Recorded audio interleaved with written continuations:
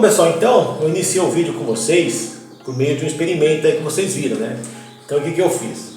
Coloquei uma régua sobre a mesa, sem nada em cima, e joguei uma bolinha. O que aconteceu? A régua foi para o chão junto com a bolinha. Numa segunda situação, eu coloquei a régua, porém eu coloquei uma folha de sulfite em cima dela. Mesma distância da bolinha, deixei cair sobre a régua. O que aconteceu? Só a bolinha caiu, a régua não caiu. Por que isso aconteceu? Pressão atmosférica, pessoal. E é isso que nós vamos falar hoje, tá? Pressão atmosférica. Então vamos lá. Tem aqui o meu barômetro, depois eu vou explicar para vocês como é que ele funciona, tá bom? Tá aqui, inclusive ele é uma das atividades que tem nessa atividade de hoje. Então, atividade 3.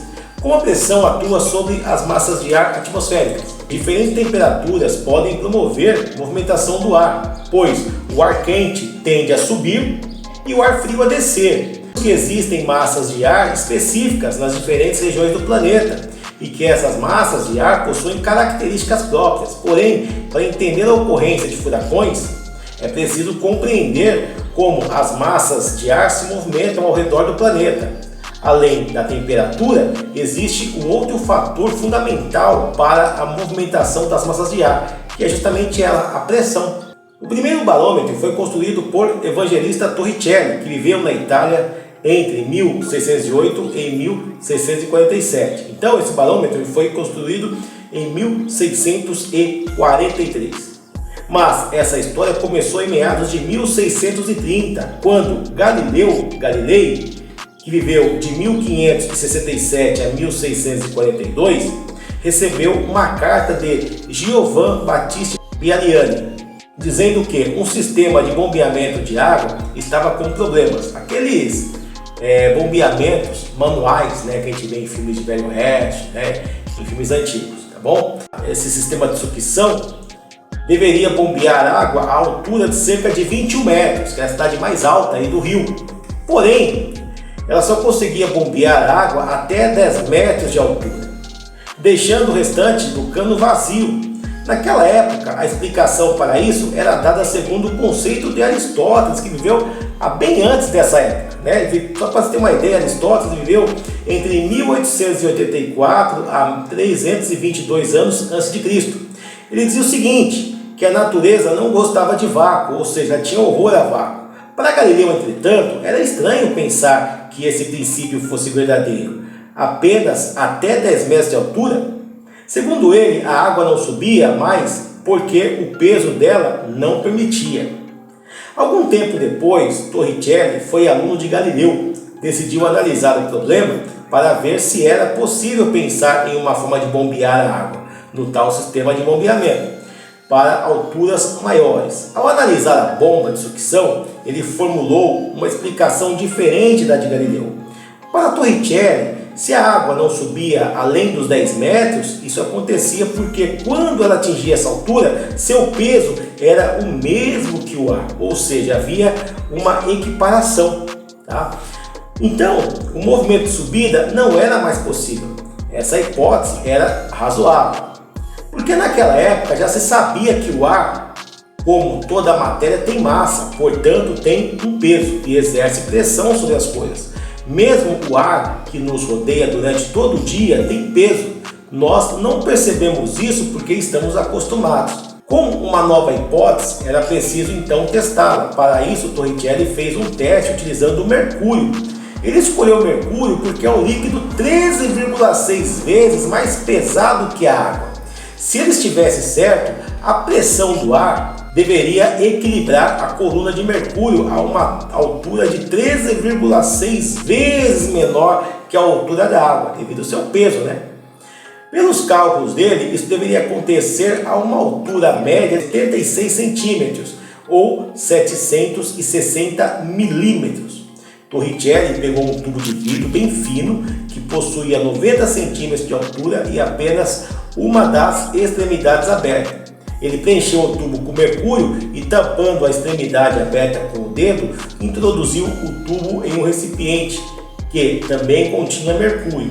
Como previsto, a coluna de mercúrio presente no interior do tubo desceu até a altura de 766 milímetros. E o espaço superior do tubo ficou vazio, Com esse resultado, o Torricelli corroborou sua hipótese.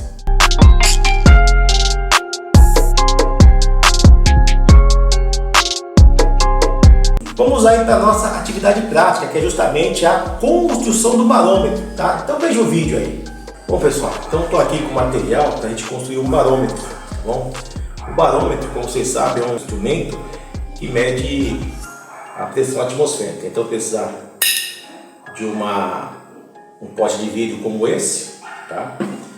Eu construí aqui uma espécie de escala. Você pode fazer com papelão, né? Ou então ter uma folha de sulfite qualquer. Aqui eu tenho um canudo, já coloquei na frente dele uma agulhinha para poder servir para apontar na escala, tá? Bexiga, tá certo? E um elástico para eu poder amarrar a bexiga aqui dentro. Vamos lá, então vou tentar cortar a bexiga aqui para a gente fazer o nosso barômetro. Tá ótimo. Então aqui é só abrir a bexiga.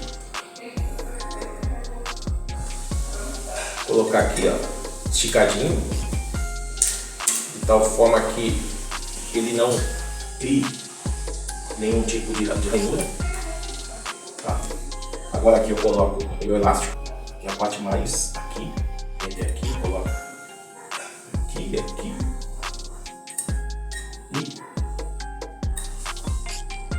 E eu acho que é isso. E está feita a parte do barômetro. Aqui, ó. Certo? Agora a gente vai ter que colocar o meu canudo colado bem no meio. Só a pontinha aqui, ó, bem no meio. Tá? Essa parte aqui tem que ficar solta. Ok? Vou colocar um pouquinho de cola quente aqui, certo? Um pinguinho, tá? Agora é só colar bem no meio aqui para ficar bem. Vamos ver se consigo pegar o meio certinho aqui. Pronto. É isso. Já está feito o nosso barômetro. Agora é só depois fazer a medição. Tudo bem, pessoal? Então, feito aí nosso barômetro, bem simples, que vai servir para as nossas aulas. Agora é com você aí. O que acontece, pessoal? O barômetro é esse, como vocês podem ver, eu mudei só a parte de cima. Por quê? Aquele elástico que eu coloquei já era usado, então ele não tinha muita elasticidade. Esse aqui tem melhor, mas é a mesma coisa, só mudei só o elástico, beleza. E tem também a questão da temperatura, né? Quanto maior a temperatura, o que acontece? As moléculas de ar, elas se expandem, deixando o ar mais leve. Então, a tendência é subir, né? Quando o ar está frio e seco, ele fica mais pesado. Então, ele empurra o diafragma aqui para baixo e marca menor a pressão. Entendeu? Então, na lousa eu tenho, né, as medições que eu fiz com o meu barômetro caseiro, né? Começando aí do dia 23/2 e terminando aí 27/2. Então, o que acontece? Aqui eu tenho a data, o horário, né, e os centímetros que subiu ou desceu, porque eu fiz a minha escala em centímetros. Você poderia fazer outra escala, eu fiz centímetros, ok? Como vocês podem ver aqui, ó, eu fiz aí uma escala em centímetros utilizando a régua, tá? E o meu canudo apontando aí para o local, tá, ok? Aqui está o barômetro. Então, aqui é quando desce e sobe, beleza? Bom, então vamos lá, voltando aqui, ó. Então notem que lá no dia 23/2 subiu 11,5 centímetros. Aí, ó, no dia 27, que foi hoje, que eu estou gravando, o que acontece? 11 da manhã, 12 centímetros. 10 da manhã, 11 centímetros. 6 da manhã estava com 13, bastante. Durante a noite, a pressão diminui. Por quê? Quando o calor, né? Quanto menos calor, menos pressão atmosférica. Beleza? Bom, esse é o princípio. Então, eu fiz aí um gráfico. Então, você pode acompanhar aí como é que ficou o meu gráfico que eu medi com o meu barômetro. Bom, pessoal, agora eu joguei no gráfico aí para vocês verem a oscilação da pressão atmosférica ao longo das datas, né, que eu fiz a medição aí. Tá? Então, ó, notem lá que no dia 23/2, às 22 horas, 11,5 centímetros. No dia 24/2, às 9h30 da manhã, 9,8 centímetros. Dia 24/2, às 12 meio-dia, 10 centímetros. E assim consequentemente, né, para vocês visualizarem como foi essa oscilação, ou seja, a pressão atmosférica ela não continua uniforme, ela foi modificando, né, ao longo dos dias e dos horários, de acordo, obviamente, com a temperatura, né? Então, nós podemos deduzir aí que, de acordo com a medição, quanto mais alta a pressão atmosférica, mais alta a temperatura. Quanto menor a medição da pressão atmosférica, menor a temperatura, ok? Então é isso. Até aqui, nós vimos que a pressão do ar é medida com um barômetro e que mudanças na pressão atmosférica local criam situações climáticas diversas. Quando estudamos a movimentação das massas de ar e os fatores associados a essa movimentação, estamos interessados em compreender o ciclo atmosférico.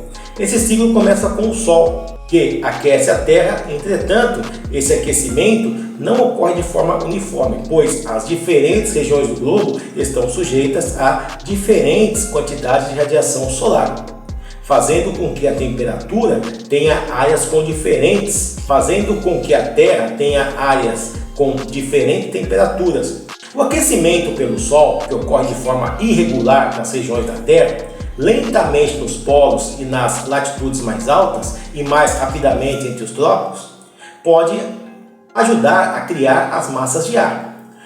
Como vimos, uma massa de ar é uma grande área de ar que tem características relativamente homogêneas, possuindo, por exemplo, a mesma temperatura e umidade. Assim, algumas massas de ar são frias e outras são quentes, algumas secas e outras úmidas. O ar frio pesa mais do que o ar quente, por isso exerce maior pressão. À medida que uma área de alta pressão se move, uma área de baixa pressão é ocupada. A mudança na pressão do ar é um dos principais preditores do clima. A região onde duas massas de ar se encontram é chamada de frente. À medida que uma massa de ar frio e seco se move sobre uma massa de ar mais quente, o ar mais quente aumenta na região mais superior da atmosfera, isto é, ele sobe, tá? E se condensa, criando precipitação, ou seja, chuvas. Esse ar esfria e o ciclo continua. O ciclo atmosférico é o fluxo de ar entre as áreas de alta e baixa pressão. As massas de ar frio geralmente se movimentam para o sul do Polo Norte durante o inverno. As massas de ar quente se movimentam para o norte dos trópicos. Essas massas se encontram em frentes. Uma frente fria traz clima frio e seco. Uma frente quente traz clima quente e úmido. Bom, pessoal, então o que acontece, né? Quando a gente ouve os meteorologistas falando, né, eles costumam falar, tá vindo uma frente fria lá do sul, tá? Então, é uma frente, né? Ou seja, é uma zona de alta pressão, né? Frio, alta pressão.